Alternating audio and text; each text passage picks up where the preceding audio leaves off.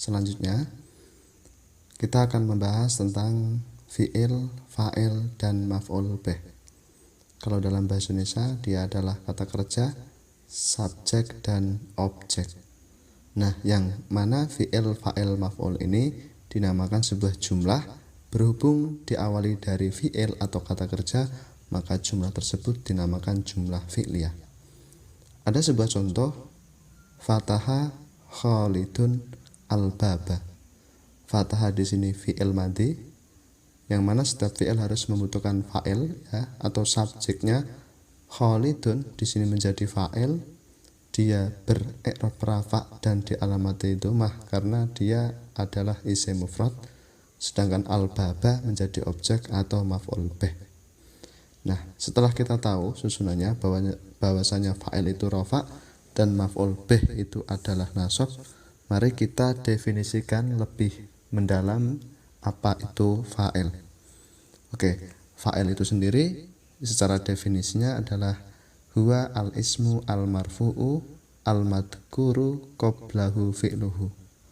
Jadi definisi dari fa'il itu sendiri adalah sebuah isim yang dibaca rafa' yang mana dia berada setelah fi'il ya, atau dia itu jatuh setelah fi'il. Nah, pembagian dari fa'il itu sendiri dia macamnya ada yang berupa isim dohir, ada yang berupa isim domir. Nah, isim dohir itu ya, dohir itu secara bahasa adalah nampak. Cirinya dia jatuh setelah fi'il. Jadi ketika ada sebuah isim yang dimana dia jatuh setelah fi'il atau kata kerja, maka isim tersebut dinamakan fa'il atau subjek. Langsung contoh, koma al-amiru. Koma itu fi'il, al-amiru itu adalah fa'il. Nah, al-amiru dia ber-i'rab rafa' sesuai definisinya fa'il bahwasanya isim yang dibaca rafa', dan alamat i'rab rafa'nya adalah dhammah karena al-amiru termasuk isim mufrad. Contoh lagi, koma ar-rajulani.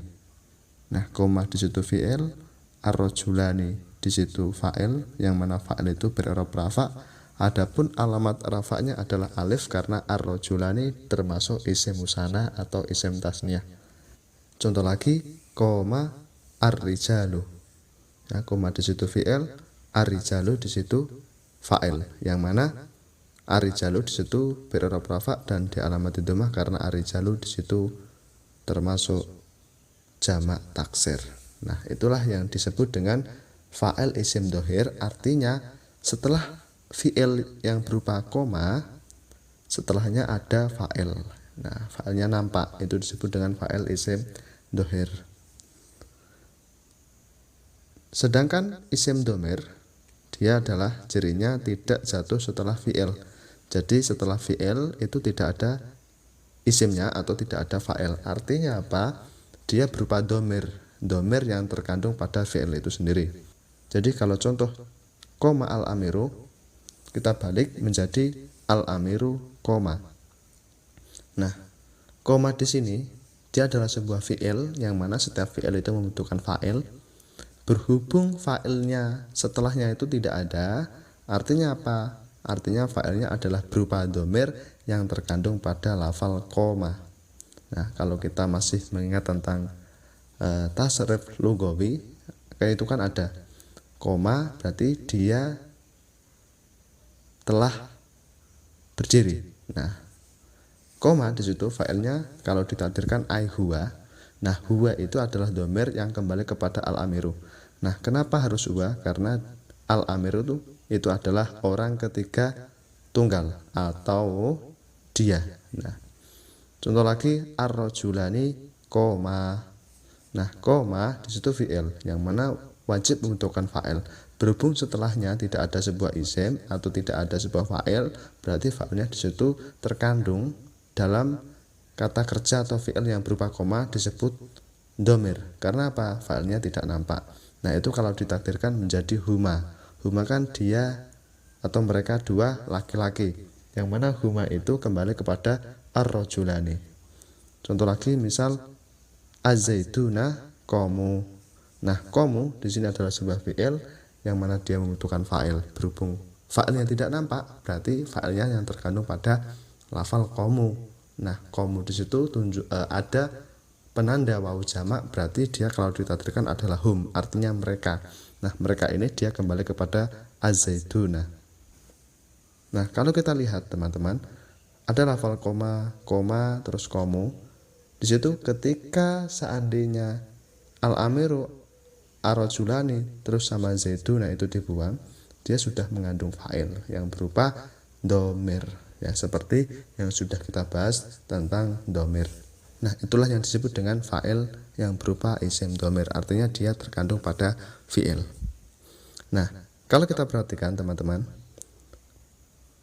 fa'il isim dohir yang dimulai dari koma al-amiru dan seterusnya, itu apapun bentuk fa'ilnya, baik dia isim mufrad atau isim tasniyah ataupun juga jamak, yakni selain jamak muannats salim, maka fi'ilnya wajib berbentuk tunggal. Nah, ini yang dibuat catatan. Saya ulang lagi bahwasanya fa'il yang berupa jamak ataupun isim tasniyah, dia fi'ilnya wajib berupa tunggal. Nah, adapun ketika fa'il isim domir ada koma, komu, maka disesuaikan dengan domir yang terkandung pada fi'il tersebut. Al-amiru koma, kenapa? Karena al-amir di situ adalah mufrad. Ar-rajulani koma, kenapa? Karena ar-rajulani di situ tasniyah, maka penakdirannya huma. Sedangkan az-zaiduna qamu, karena az-zaiduna di situ jamak, maka penakdirannya hum. Nah, itulah perbedaan dari isim dohir dan isim domir. Dan setelah kita membahas tentang fa'il dan pembagian fa'il, kita lanjut ke pembahasan maf'ul bih. Jadi definisinya dari maf'ul bih itu adalah huwa al-ismu al-mansubu alladzi waqa'a fi'lul fa'il. Secara definisi, dia adalah sebuah isim yang dibaca nasab yang terkena pekerjaan fa'il. Artinya dia menjadi sasaran atau menjadi objek. Nah, pembagian dari maf'ul bih itu juga ada yang namanya maf'ul bih berupa isim dohir, juga ada yang dinamakan maf'ul bih isim domir. Nah, maf'ul bih yang secara isim dohir, ya, dia juga bukanlah domir, bukan kata ganti. Contohnya nasoro bakrun toliban. Nasoro telah menolong, dia fi'il, bakrun dia fa'il, menjadi subjeknya. Menolong siapa? Toliban, menolong seorang siswa. Nah, toliban di sini adalah maf'ul. Sesuai dari definisinya bahwasanya maf'ul bih itu adalah sebuah isim yang dibaca nasab. Toliban di sini dibaca nasab, dialamati fathah karena ciri karakter dari nasab itu adalah fathah. Nah, fathah ini merupakan tanda bahwasanya dia adalah nasab. Dan di sini kedudukannya menjadi maf'ul bih. Adapun pembagian maf'ul bih yang kedua berupa maf'ul bih isim domir. Bagi teman-teman yang masih nanti kebingungan, bisa memutar lagi pada materi tentang domir, karena di situ ada pembagian domir maf'ul.